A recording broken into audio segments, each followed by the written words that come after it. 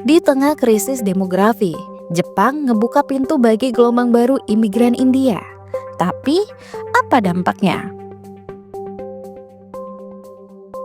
Populasi Jepang menyusut drastis pada 2024, mencatat penurunan hampir 1 juta jiwa dalam 1 tahun, penurunan terbesar sejak pencatatan dimulai.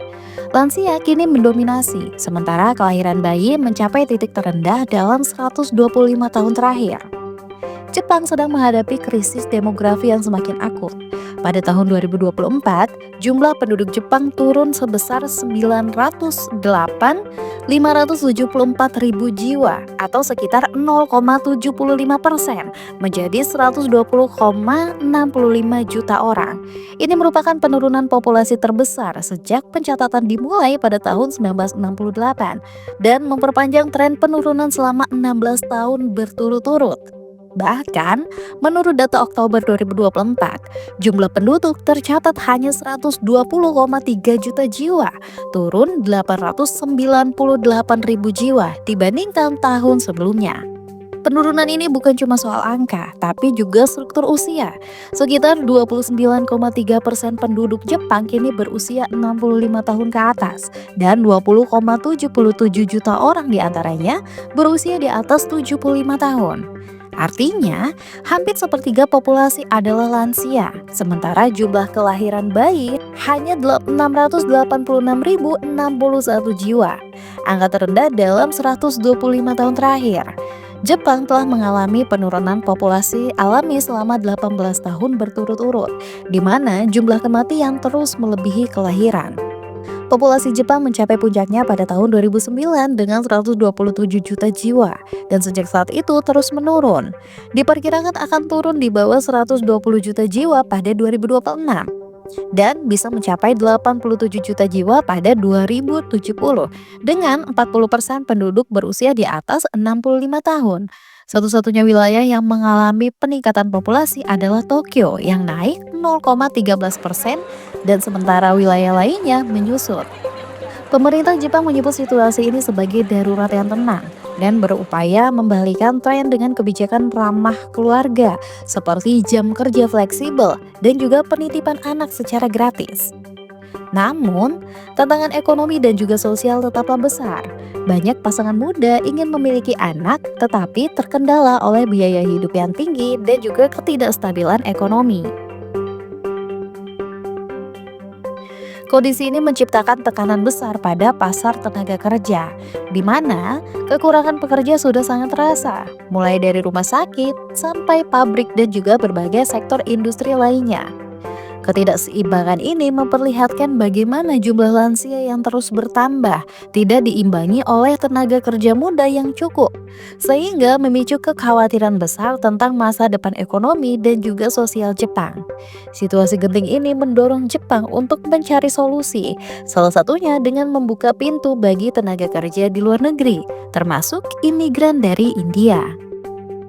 Jepang dan India menandatangani kesepakatan besar dalam KTT tahunan Jepang-India pada 2025 yang berlangsung di Tokyo pada 29 sampai 30 Agustus. Dalam perjanjian ini, kedua negara sepakat melakukan pertukaran sumber daya manusia secara dua arah sebanyak lebih dari 500.000 orang selama 5 tahun ke depan. Dari jumlah tersebut, 50.000 tenaga kerja terampil India akan ditempatkan di Jepang, terutama di sektor teknologi informasi, kesehatan, infrastruktur, dan juga layanan publik. Kesepakatan ini lahir dari kebutuhan mendesak Jepang untuk mengatasi krisis populasi dan juga kekurangan tenaga kerja. Pada 2024, angka fertilitas Jepang anjlok ke 1,15. Jumlah kelahiran hanya 720.988 bayi, sementara kematian mencapai 1,6 juta jiwa, menyebabkan penyusutan populasi alami hampir 920.000 orang dalam 1 tahun. Rasio pekerja terhadap lansia juga menurun drastis. Pada 1991, terdapat lebih dari 4 orang usia produktif untuk setiap penduduk berusia 64 tahun ke atas. Tetapi, pada 2023, angkanya turun menjadi kurang dari 2. India dengan populasi lebih dari 1,4 miliar jiwa dan pertumbuhan ekonomi yang juga pesat menjadi mitra strategis ideal. Negara ini memiliki jutaan profesional TI dan juga tenaga medis yang terampil. Namun banyak dari mereka lebih memilih bekerja di Amerika Utara dan juga Eropa.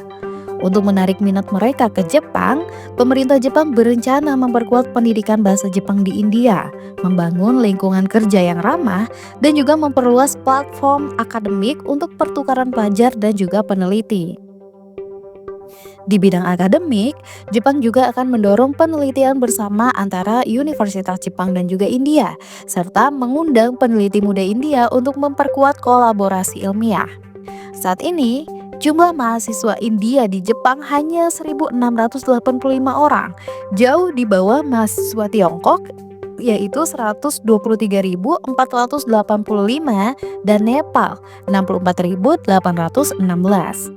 Pemerintah Jepang berharap angka ini meningkat seiring dengan implementasi kesepakatan. Sebagai bagian dari implementasi awal, kelompok pertama tenaga keperawatan India yang dilatih oleh anak perusahaan Sompo Holdings Jepang yang dijadwalkan mulai bekerja di Jepang bulan depan.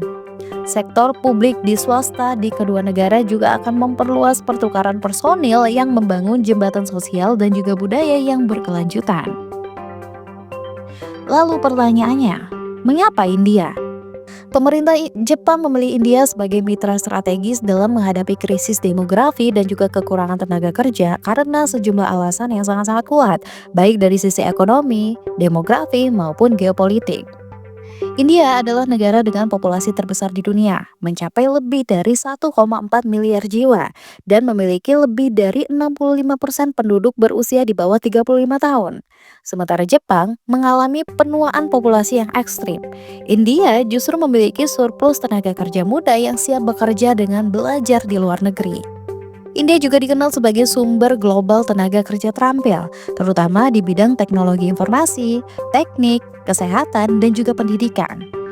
Jepang yang kekurangan tenaga kerja di sektor-sektor tersebut melihat India sebagai solusi ideal untuk mengatasi kekosongan tanpa harus menurunkan standar keterampilan. Jepang adalah salah satu investor terbesar di India, terutama dalam proyek infrastruktur dan juga teknologi.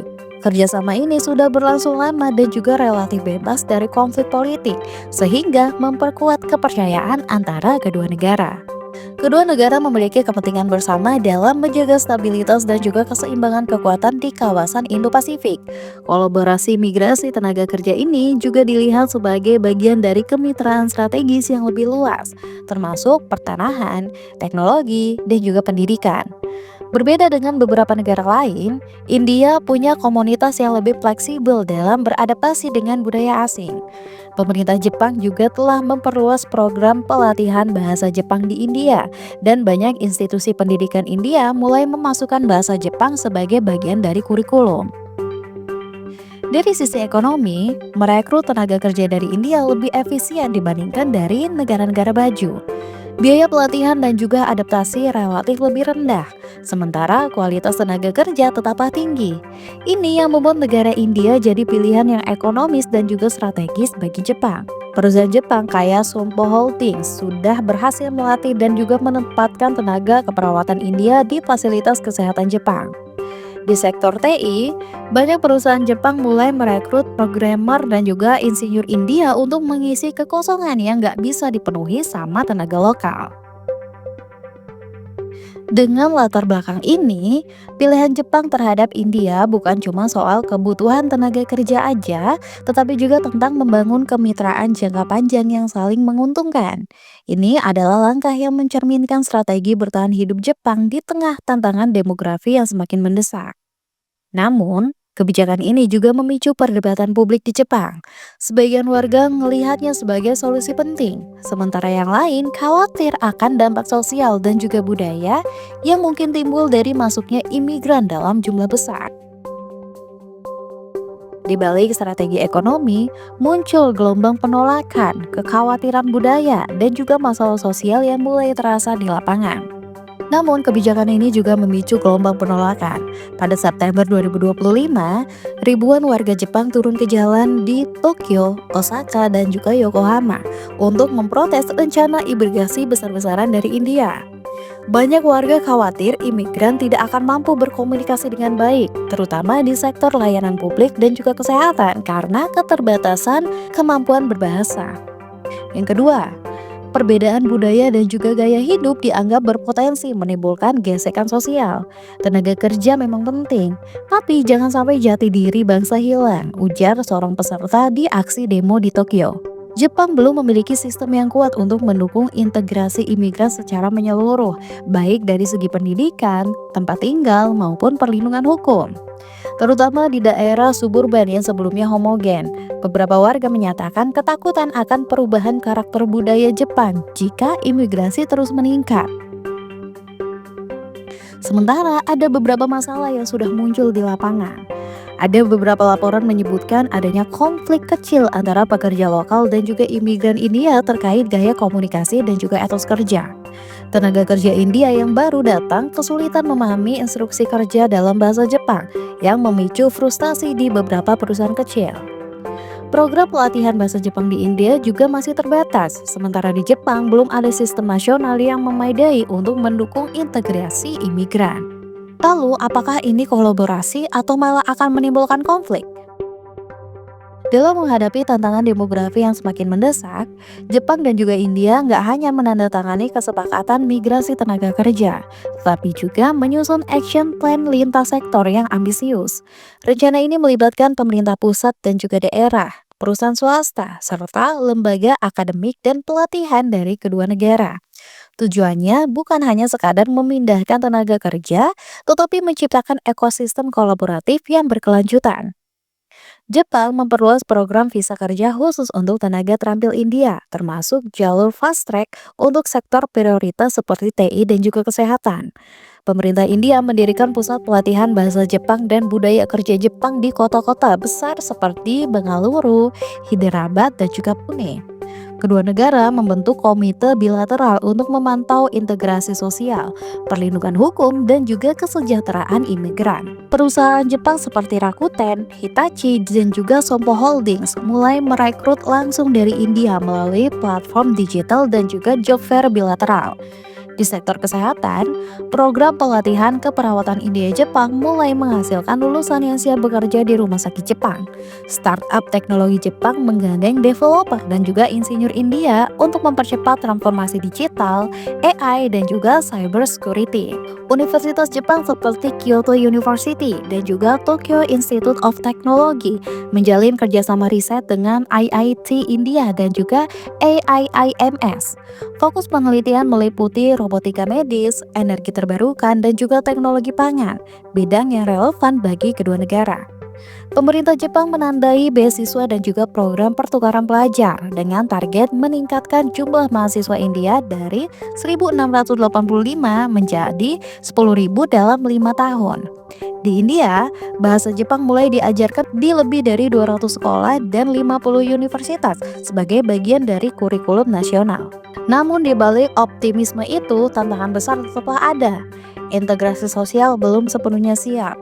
Banyak imigran India mengalami kesulitan dalam beradaptasi dengan norma kerja Jepang yang sangat hierarkis dan juga formal. Kesenjangan budaya dan juga komunikasi masih menjadi hambatan. Bahasa Jepang yang kompleks dan juga ekspektasi sosial yang tinggi membuat proses adaptasi berjalan lambat. Sentimen publik yang terbelah. Sebagian warga Jepang menyambut kolaborasi ini, sementara yang lain khawatir akan erosi budaya dan juga perubahan karakter masyarakat Jepang. Seorang profesor sosiologi di Osaka University menyatakan, jika tidak dikelola dengan hati-hati, ini bisa menjadi konflik sosial yang tersembunyi. Tapi jika berhasil, Jepang dan India bisa menjadi model kolaborasi global yang sangat luar biasa. Pertanyaannya, mampukah Jepang dan India membangun jembatan masa depan?